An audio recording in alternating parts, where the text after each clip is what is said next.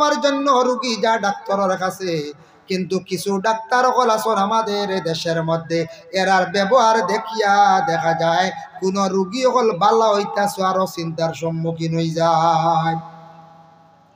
ইলা ডাক্তার আসন মুখর বাসা কর্কট, মাথা যায় না ফাজিল, বুঝাইছনি? ইলা পাইছি আমি এক ডাক্তার যেসা খানো হোক, নাম তো দরিয়ার না গিল্লা নাই, মানে তানি খাসিয়তটা কইয়ার যে বেটা 5 জন বেটো সিরিয়ালে দেখছে হো লাগাইয়া মেশিন লাগাইয়া প্রেসার উষা বাদে 5 জনের প্রেসক্রিপশন একলগে লেখে। যখন যান হার কিতা লেখত যাই কোনো লাইন মিলব নি?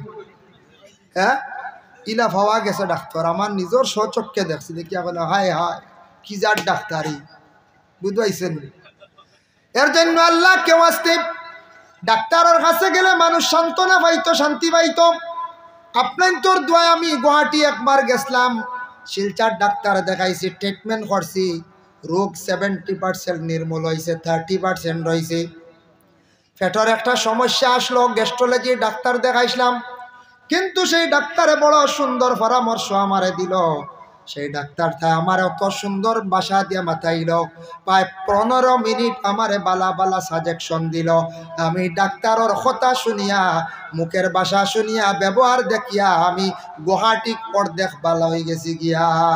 চিন্তা দূর হয়ে গেছে। আইতে সময় ট্রেনে আইসি, এর আগে আমি ডরাইছি আলচার উলচার হয়ে গেল না কিনা, পেটো যে জ্বলা শুরু হয়েছিল, বুঝাইছে? ডাক্তারে বাদে এমন পরামর্শ সাজেকশন দিছে, ট্রিটমেন্ট করিয়া গেল কোনো আলচার ওষুধ খাইও না, এটা বেহুদা। তোমার আলচার হয়েছে না, তোমার একটা সমস্যা হয়েছে, সমস্যাটা কইছে, আর 90টা ছোটো ছোটো ট্যাবলেট দিছে, কইছে অগুন খাইও। আর সাজেকশন কিতা দিছে জানেন? কইলাই দুই একটা সাজেকশন, কিছু সাজেকশন আমরা নবীজির সুন্নতর লাগি মিল গাই দিছি। 1 নম্বরে কইছে রাইট খাওয়া দাওয়ার পরে তুমি জলদি বিছনা লইও না, বেড লইও না। খাবার পরে তুমি কমসে কম 5-7 মিনিট, 8 মিনিট, 10 মিনিট তুমি হাঁটিও। এর লাগে রাসূলুল্লাহ কইছেন রাত্রিবেলা তুমি তানি আশার নমাজ পড়িয়া খাওয়া সুন্নত। আগে খাইলাইতাই পরে নমাজ পড়িতাই, কারণ ইয়া থাকছে খাইলিলে নমাজ পড়িবা লড়াচড় হইব, খানিগুলা হজম হয়ে যাইব। আর এরপরে যদি খাইলাও নমাজ ব্যতীত বা নমাজ পড়িলাইছো আগে, খাইয়া জলদি ঘুমাইতাই না, কিছু সময় দাঁড়াইয়া হাঁটিয়া রেস্ট করিয়া ঘুমাইতা, এটা সুন্নত। আমার নবীর একদিকে সুন্নত, আর বিজ্ঞান করে ডাক্তাররা কইতরা তুমি সামান্য সময় ব্যায়াম করিয়া হাঁটিয়া ঘুমাইও, তোমারে কোনো রোগে পাইতো না, খাইয়াও বিছনা লইবা না, বিভিন্ন ধরনের রোগে আক্রান্তিত হইবা। এর লাগে আমি নিজে এটা আমল করার কারণে নিজে বহুত ফায়দা পাইছি। খাওয়ার পরেও বাবা খাও জলদি বিছনা লইবা না, কিছু সময় অপেক্ষা করিয়া হাঁটিয়া সামান্য সময় কাটাইয়া ঘুমাক্বা। খাইয়াও যদি বিছনা লই হাসাও বেমারি যাবা, বিভিন্ন পেটের সমস্যা দেখা দিব, খানি হজম হইতো না, উপর দিকে মারব। 2 নম্বরে আমার সাজেকশন দিছেন খাওয়ার আগে তুমি সামান্য জল খাইলিও, আর খাওয়ার মধ্যখানে তেমন জল খাইও না, খাওয়ার পরেও জল খাইও না। আর খাওয়ার শেষে তুমি 15 মিনিট পরে তুমি জল খাইও, তোমার কোনো দিন গ্যাসে সাতাইতো নাই। গ্যাস্ট্রিক হয় না আমরা উপরে দি মারে ওভারফ্লো। ওই যে ভাত খাইলাম চিকনা উড়া খানি, আর বাদে জল দিলাম 2 গ্লাস, চিকনা সারা উপরে দি বাসি যায়, বুঝাইছে? ডাক্তারে বুঝাইলো, আমরা অত ডাক্তার হলে কইবানি, তা কইলো হইতো না, গ্যাসের হাতটা বিকিত, বুঝাইছে?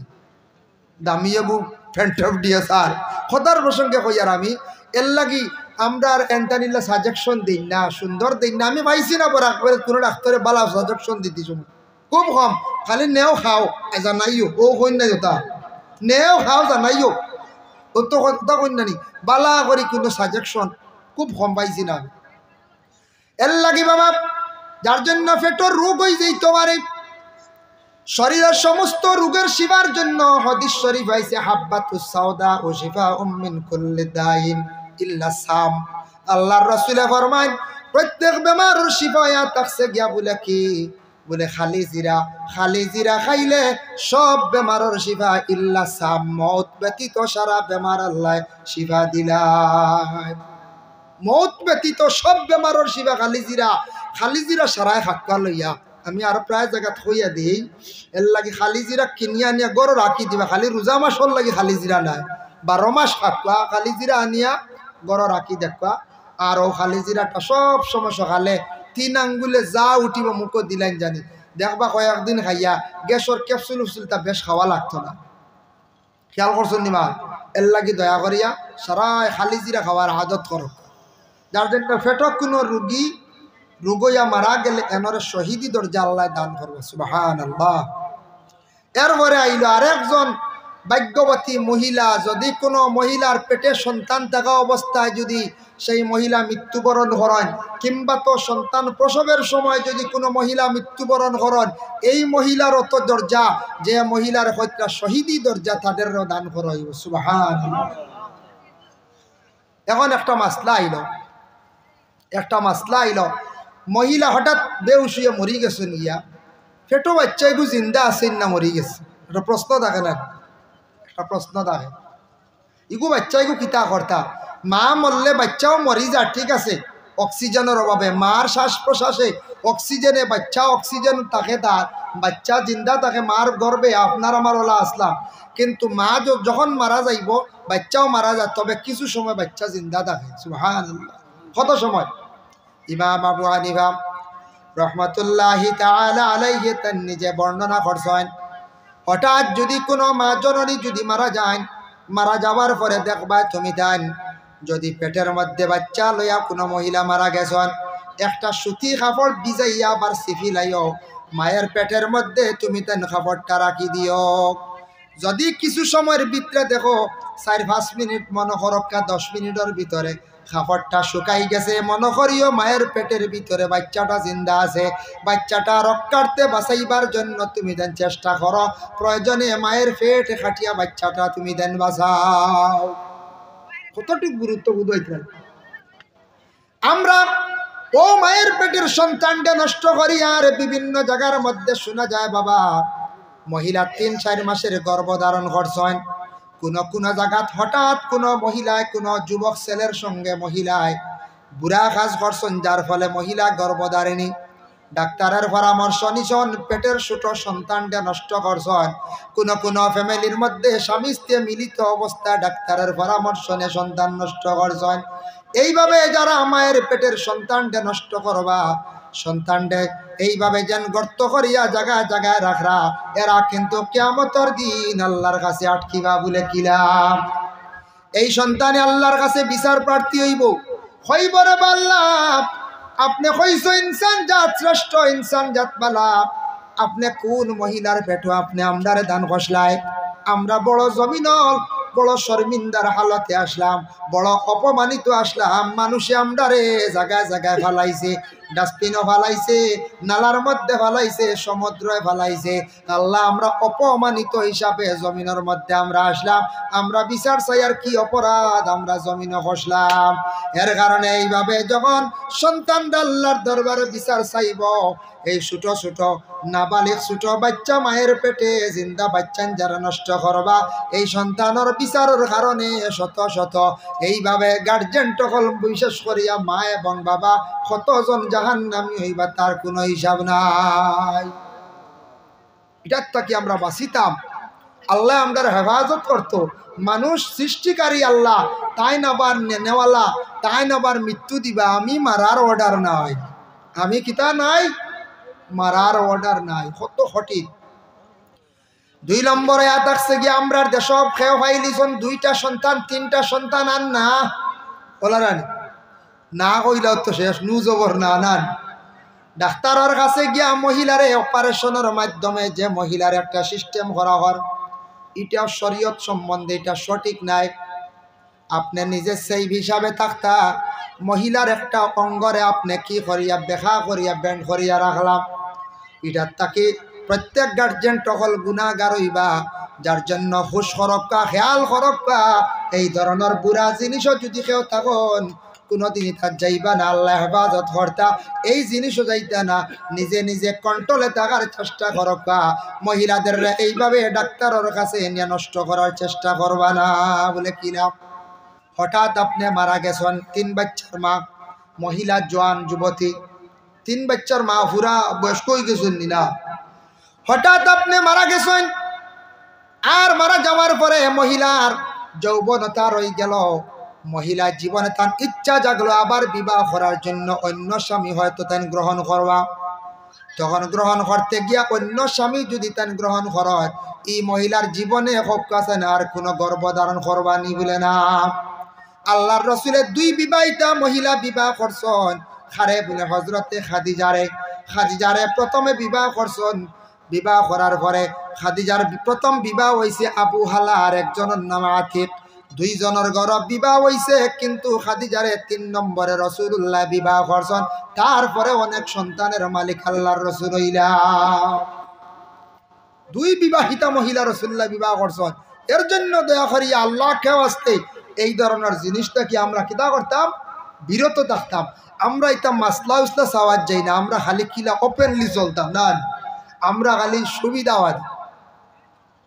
ভাই মুসলমান, এর জন্য দয়া করিয়া কয়েকটা মৌতটা কি আপনার আমার ফানা চাইতাম।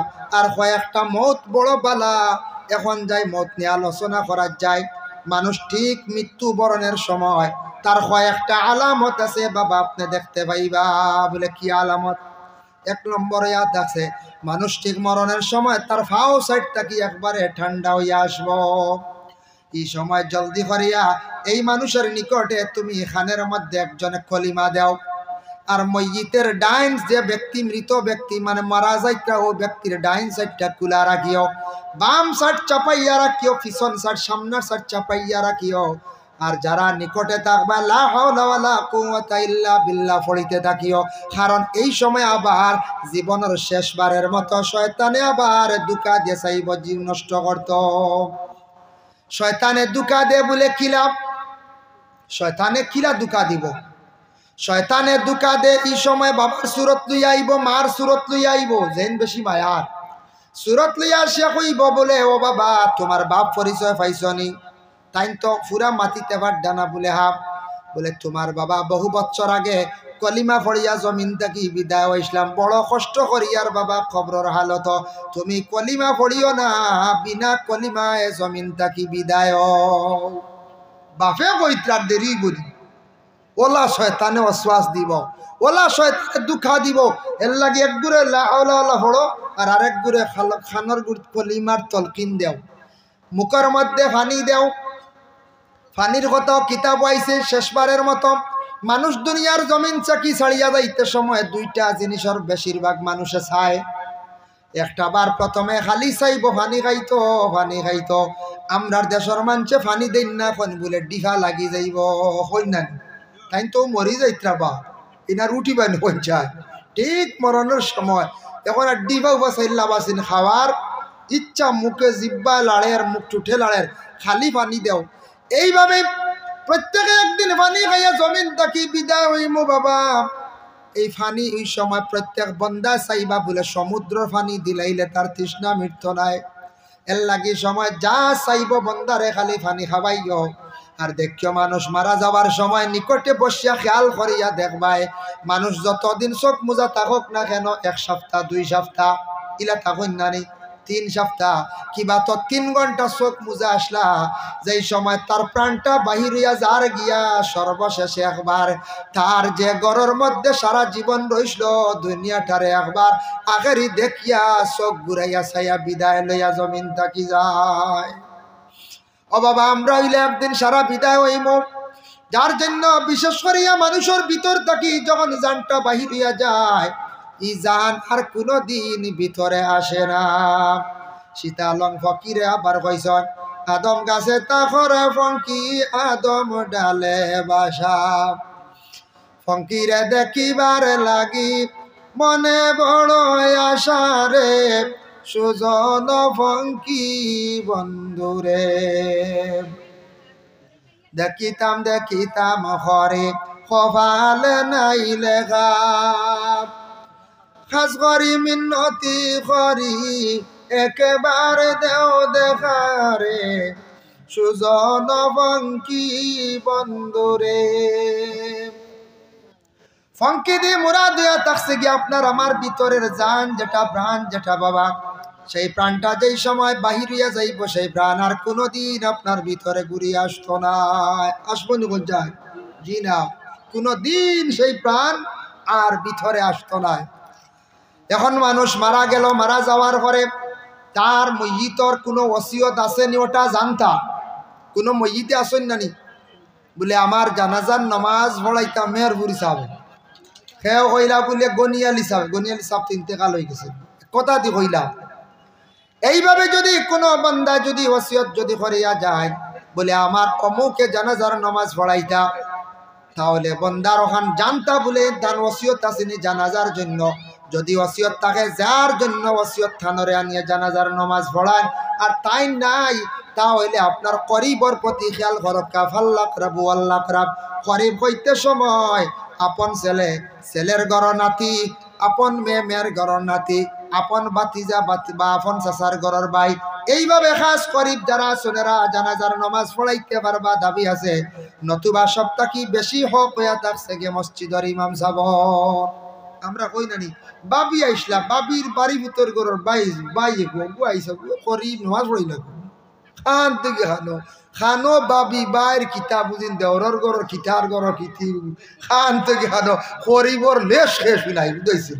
মানে আর এই নাও কুটমে পড়াইতা তার নাম হইতো ইমাম না, 5টা বছর ইমামের নামাজ পড়ায়। আর জনজার দিনে এলে খালি করিব করিব করিব। জনজায়গার তো সোজা আছে না, কুটুম এখন দিলেই লাগে।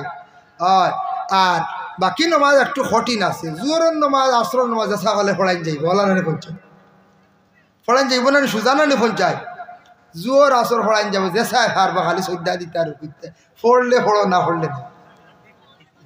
কিন্তু বেড়া তো মাগরিব থেকে শুরু, মাগরিব এসা ফজর জুম্মা এর লাগিয়া না জোর কঠিন আছে, না পড়িলে উপায় আছে নি। কেউ যদি বিনা অজুয়ে নমাজ পড়ে এই মানুষের তৌবা করা লাগবে, হে কুফরি দরজা যাইব।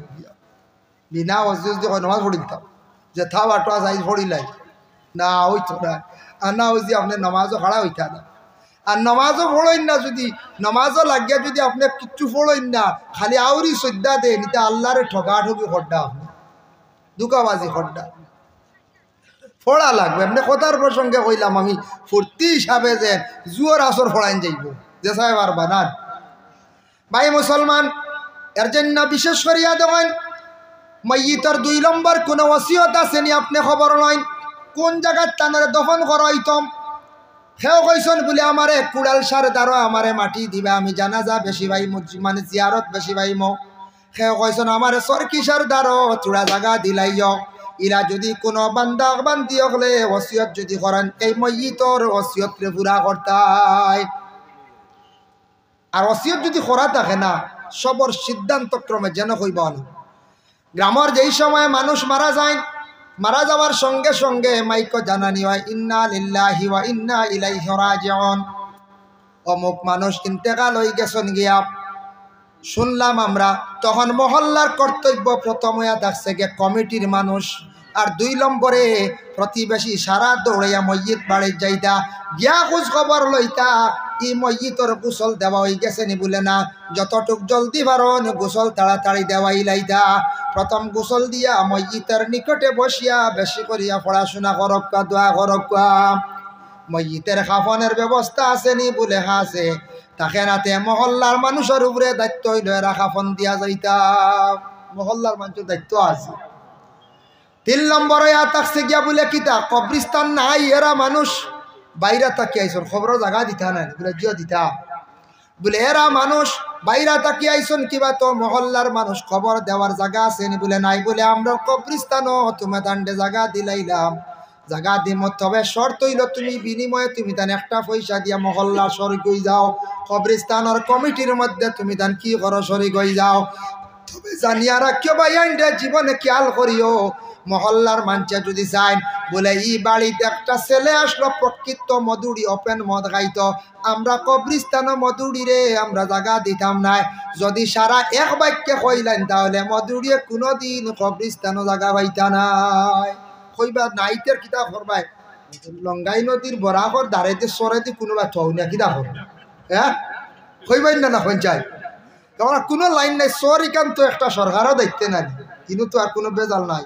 কইবা সরে দিনিয়া থৌ খাস কোনো মধুরি যদি হয় প্রকাশ্য যদি হয় লুকাইয়া ওখানে হার দেখিয়ার না দুসরা মাছ শুনিয়ার খালি প্রকাশ্য যদি কোনো মদ পান করনেওয়ালা যদি হয় ওপেনলি খাওয়ার পরে মাথাল ঘুরে চিল্লায় জানো ইসার মাঞ্চা যদি ওখানে মরিয়ালে বলে না রে বা ই বেটারে আমরা ফাঁক খবরিস্তান জায়গা দিতাম না তোমার হুয়ারে না না করিলে ইন্টার ফারতে বাড়ির সিবাদ দেওয়া লাগবে আনলে নদীর মানে ভারো দেওয়া লাগবে সর উপায় নাই এর লাগে খুব হুশ করা লাগবে যদি তা আমরা হাওয়া আরম্ভ করি মরিয়াললে মানুষ জনজাত আইতা না বেশ আর জায়গাও নাও দিতে পারেন খানো কোন সরত হইবা নিয়ে বুঝাইছেন খানো কোন সরত হইবা এর লাগে হুশ করা লাগবে আমরা খেয়াল করি তারপরে ইয়াত আসছে যেমন ময়িতের গোসল দিতাম গোসল দিতে গিয়ে ওলা দেখলে তোমার বাবার গোসল দেও মা মারা গেছন মেয়েরা তুমি তার মার গোসল খান্তা দেও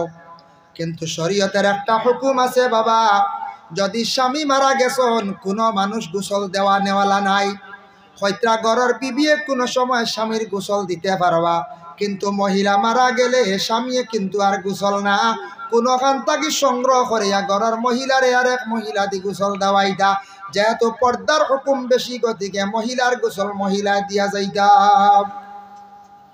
ঘর স্ত্রী মারা গেছন মারা যাওয়ার পরে স্বামী জীবনের শেষ একবার দেখতে পারেন বাবা যাইজ আছে আপনার দেশ কিছু মানুষ কন বলে আর দেখাইও না কিছু মানুষ দেখাইও না যারা দেখতা না শরীয়তের হুকুম মুহাররিমাত যে 14 জন মহিলা বিবাহ করে হারাম ও মহিলা হলে দেখতে পারবা যেমন মা বিবাহ করে হারাম আছে না নি মা বিবাহ করে হারাম মার মা মানে দুধ মা বিবাহ করে হারাম এরপর হইল আপন বোন বিবাহ করা হারাম বাতিজি বিবাহ করা হারাম বাতিজির গরনাতিন বিবাহ করা হারাম এরপর তাকছে গিয়া বিশেষ করে আল্লাহর বন্দেগান আপন বাগ্নি বিবাহ করা হারাম বাগ্নির গরনাতিন বিবাহ করা তাকছে গিয়া হারাম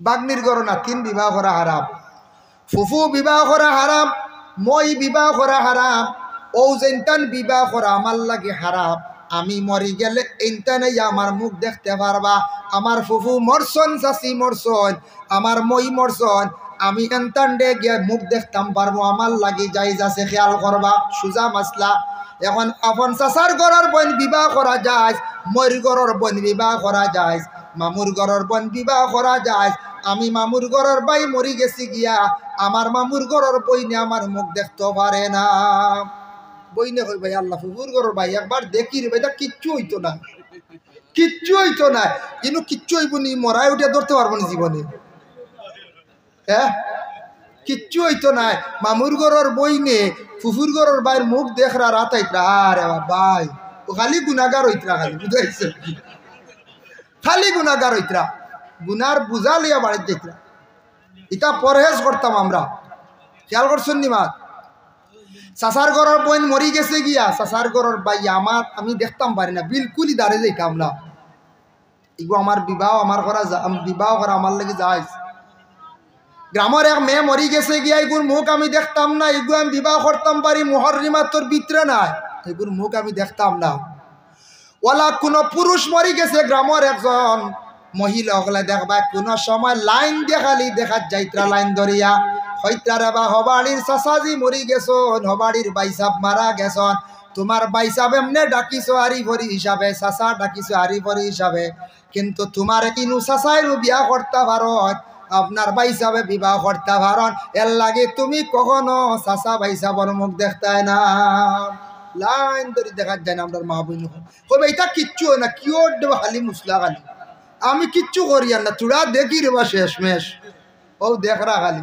কিন্তু গুনার বুঝাল হইতরা ও আল্লাহ তুমি আমরা বর্ডার সাইড আমার বাড়ির থেকে 10 কিলোমিটার দূরে বাংলাদেশ বর্ডার বাংলাদেশ একবার বিএসএফ গুল্লি করছে ও মুখা মানসিক মরি গেছে গিয়া ছিদ্র হয়ে গেছে বাক্কা বড় ছিদ্র এটা বহু বছর আগে আমি ছাত্র জমার 20 বছর হয়েছিল তখন মানুষ দেখাত গেছেন দেখাত যায় তো মানুষ যাইত্রা গিয়া দেখরা বিএসএফ গুল্লি করে মারছে এটা তো বর্ডার সিকিউরিটি মারবো বর্ডার হয়েছে গুল্লির মারছে তো শেষ এক মহিলা মানুষে গিয়া কইতরা বাপরে বাপ আল্লাহ বাঁচাইছে যদি চকু বাই পড়তো জগৎ ও কোন জাতর মাহাতি গানা যখন বেটা মরা দেখাত গেছেন গিয়া কইতে আল্লাহ বাঁচাইছে যদি চকু বাই পড়তো তাক মাত্র কোনো অর্থ আছে না পঞ্চায়েত জি নাই তা কোনো মিল নাই ও আউরি মাত বুঝাইছে আল্লাহ বুঝিন বাঁচাইছে বেটা মরিয়া শেষ ও হাল্ল তো আমরা এটা অর্থ বা কোনো খেয়ালও করি না, কোনো সময় মাতি না নিওলা।